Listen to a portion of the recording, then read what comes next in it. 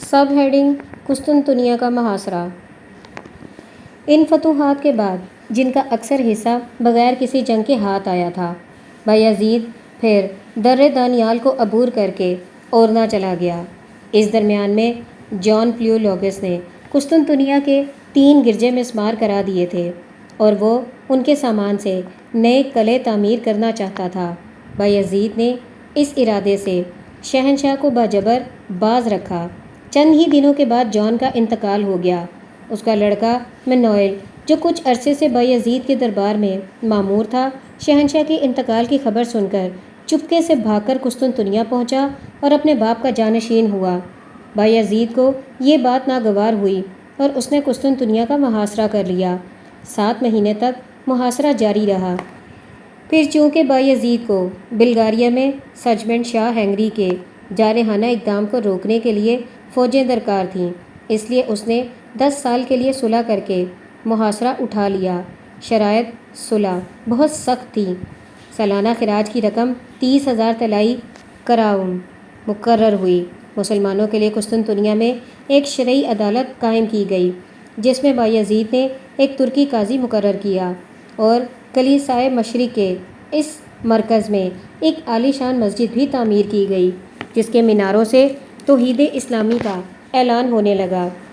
Mister grains نے لکھا ہے کہ منوئل نے شہر کے 700 مکانات بھی مسلمانوں کو دے دیے اور غلط کا نصف حصہ بایزید کے حوالے کر دیا، جس میں اس نے 6,000 عثمانی فوج متعین کر دی۔ شہر کے باہر جو انگور کے باغ اور ترکاریوں کے کھیت تھے، ان کی پیداوار کا عشر بھی صلح نامہ کی روح سے عثمانی خزانے کو دے دیا گیا۔ اسی وقت سے عثمانیوں نے قسطنطنیہ کو استنبول کہنا شروع کیا۔ Sub heading ولاچیا۔ اس کے بعد بایزید نے ولاچیا کا رخ کیا اور اسے دولت عثمانیہ کا باج گزار بنا کر بوسنیا اور ہنگری کی طرف بڑھا۔ ابتدا میں ترکوں کو بوسنیا اور ہنگری کی متحدہ افواج سے شکست ہوئی اور نائکوپولس کا مضبوط قلعہ ان کے ہاتھوں سے نکل گیا، لیکن سجمنٹ کی یہ کامیابی بالکل عارضی تھی اور چند ہی دنوں کے بعد اسے شکست کھا کر بھاگنا پڑا۔ نائکوپولس پر پھر ترکوں کا قبضہ ہو گیا۔ سب ہیڈنگ بلغاریہ کی فتح۔ 795 ہجری بمطابق 1393 عیسوی میں بایزید نے اپنے سب سے بڑے لڑکے سلیمان پاشا کو بلغاریہ کی طرف روانہ کیا۔ بلغاریہ کا جنوبی حصہ مراد ہی کے عہد میں سلطنت عثمانیہ میں شامل ہو چکا تھا۔ بایزید نے شمالی حصے پر بھی قبضہ کر لینا چاہا۔ شاہ سلیمان نے جم کر مقابلہ کیا، لیکن 3 ہفتے کے محاصرے کے بعد پایہ تخت ترنوا فتح ہو گیا اور پورے ملک پر ترکوں کا تسلط ہو گیا۔ اب شمالی بلغاریہ بھی عثمانی مقبوضات میں شامل کر لیا گیا۔ بلغاریہ کا شاہی خاندان ختم ہو گیا۔ بلغاریہ کا اسقف اعظم جلا وطن کر دیا گیا اور بلغاری کلیسا قسطنطنیہ کے یونانی کلیسا کا ماتحت بنا دیا گیا، اور اس کی یہ محکومی ٹھیک 500 برس تک قائم رہی۔ بلغاریہ کے جن باشندوں نے اسلام قبول کر لیا، ان کی زمینیں ان ہی کے قبضے میں چھوڑ دی گئیں۔ باقی سارا علاقہ فوجی جاگیروں کی شکل میں ترکوں کو دے دیا گیا۔ سب ہیڈنگ ودین اور سیلیسٹریا۔ نائکوپولس پہلے ہی فتح ہو چکا تھا۔ بایزید نے ودین اور سیلیسٹریا پر بھی قبضہ کر لیا۔ یہ تینوں قلعے ہنگری کی سرحد پر واقع تھے۔ ان کی فتح کے بعد ترکوں نے ہنگری کے سرحدی علاقے میں چھوٹے چھوٹے حملے شروع کر دیے۔ بایزید اب ہنگری پر حملہ کرنے کی تیاری کر رہا تھا کہ دفعتاً اسے ایشیائے کوچک کی جانب متوجہ ہونا پڑا۔ Sub heading کرمانیہ۔ کرمانیہ اور آل عثمان کی عداوت بدستور چلی آتی تھی۔ مراد نے اپنی ایک لڑکی کا نکاح علاؤالدین سے کر کے تعلقات کو خوشگوار بنانے کی کوشش کی تھی، لیکن اناطولیہ کے ترکوں کی سرداری اور آل سلجوق کی قائم مقامی کا حوصلہ امیر کرمانیہ کو چین نہیں لینے دیتا تھا۔ وہ ہر موقع پر دولت عثمانیہ کو نقصان پہنچانے کی کوشش کرتا۔ مراد کے عہد میں بھی وہ ایک سے زائد بار اپنی دشمنی کا ثبوت دے چکا تھا، اور اب بایزید کے مقابلے میں بھی اس نے اپنی وہی قدیم روش اختیار رکھی۔ چنانچہ بایزید جب ہنگری کی فتح کی تیاری کر رہا تھا، علاؤالدین نے اناطولیہ کے عثمانی علاقوں پر حملہ کر دیا۔ انگورا اور بروسا کے درمیان سخت معرکہ ہوا، جس میں عثمانی فوج کو بری طرح شکست ہوئی، اور تیمور تاج پاشا جو سالار عسکر اور ایشیائے کوچک میں بایزید کا نائب سلطنت تھا، علاؤ الدین کے ہاتھ میں گرفتار ہوا۔ یہ خبر سن کر بایزید سرت کے ساتھ اناطولیہ پہنچا اور آگ چائی کے مقام پر کرمانی لشکر کو شکست دے کر علاؤ الدین اور اس کے 2 لڑکوں محمد اور علی کو قید کر لیا۔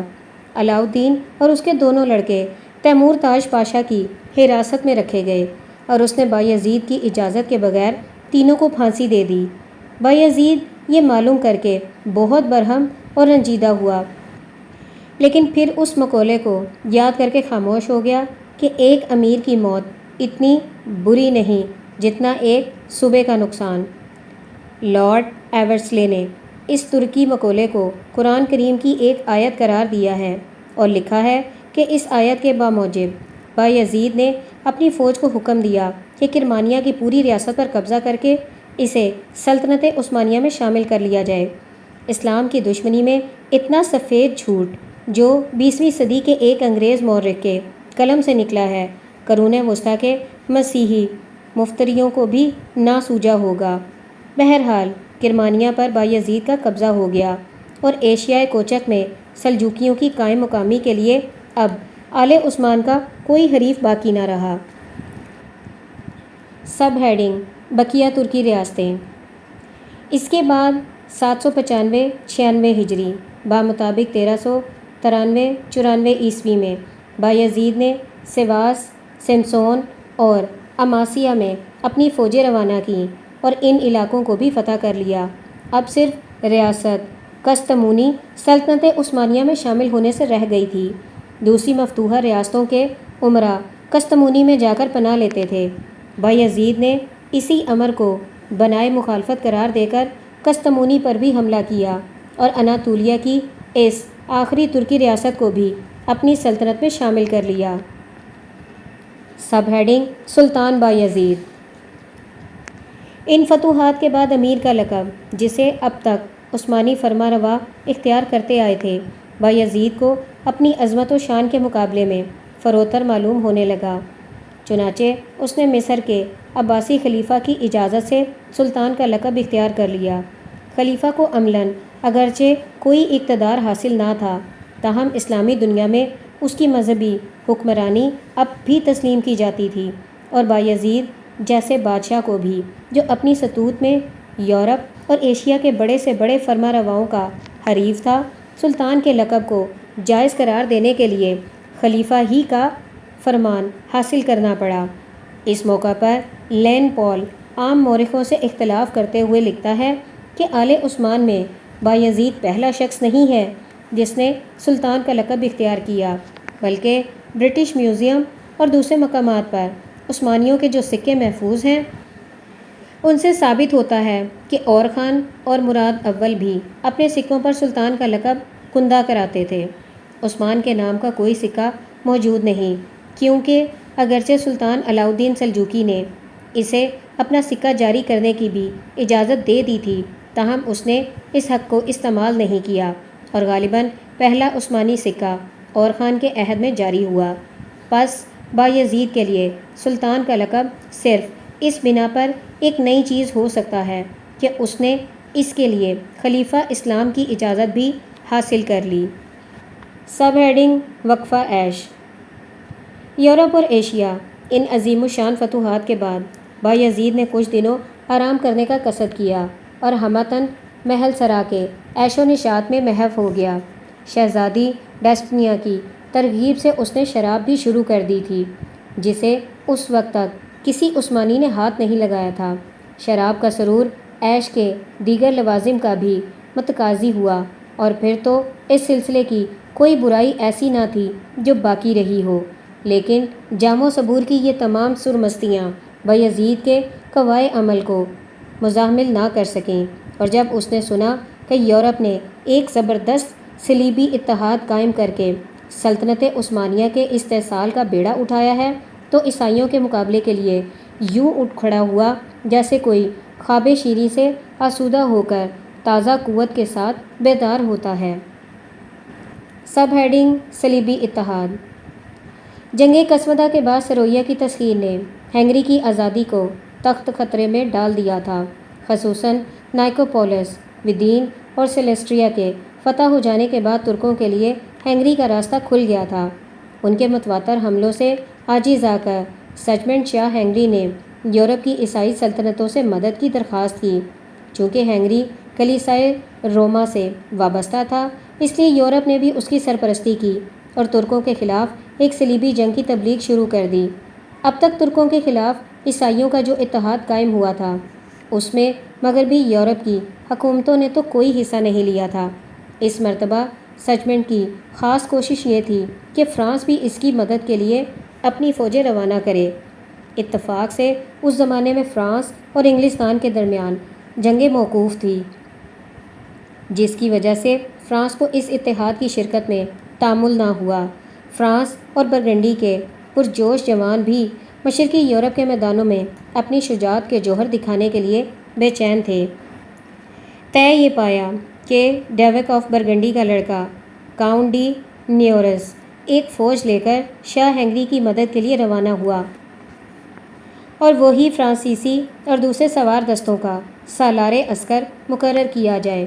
ان بہادروں کے پیش نظر صرف ہنگری کی مدد نہ تھی، بلکہ منصوبے یہ تھے کہ ہنگری میں بایزید کی قوت کو توڑنے کے بعد قسطنطنیہ کی طرف بڑھیں اور پھر درِ دانیال کو عبور کر کے شام میں داخل ہوں، ارض مقدس پر قبضہ کریں اور یروشلم اور درگاہ شریف کو مسلمانوں کے ہاتھ سے آزاد کرائیں۔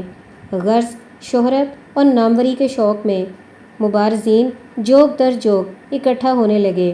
شاہی خاندان اور فرانسیسی امرا کے ممتاز اشخاص جو فن سپہ گری میں خاص شہرت رکھتے تھے، اس مقدس مہم میں شریک ہوئے۔ یہ منتخب فوج 798 ہجری بمطابق 1396 عیسوی مارچ میں فرانس سے روانہ ہوئی۔ راستے میں جرمنی سے گزرتے ہوئے جرمنی کے شاہی خاندان کے بعض افراد مثلاً فریڈرک کاؤنٹ آف ہینوزلین اور روڈس کے مبارزین سینٹ جان کا افسر اعلیٰ بھی ایک مضبوط دستہ لے کر شامل ہو گیا۔ ان کے علاوہ سچمنڈ نے بویریا اور اسٹیریا کے سوار دستے بھی فراہم کر لیے تھے۔ مغربی یورپ کے مسیحی مجاہدوں کی مجموعی تعداد 10-12 ہزار تھی، اور وہ سب کے سب اپنی شجاعت کے نشے میں اس قدر سرشار تھے کہ ان کا دعویٰ تھا کہ اگر آسمان بھی گرنے لگے تو وہ اپنے نیزوں کی نوک پر اس کو روک لیں گے۔ سچمنڈ نے اپنی مملکت سے جس قدر فوج ممکن تھی فراہم کی اور امیر ولاچیا کو بھی اس صلیبی اتحاد میں شریک ہونے پر آمادہ کیا۔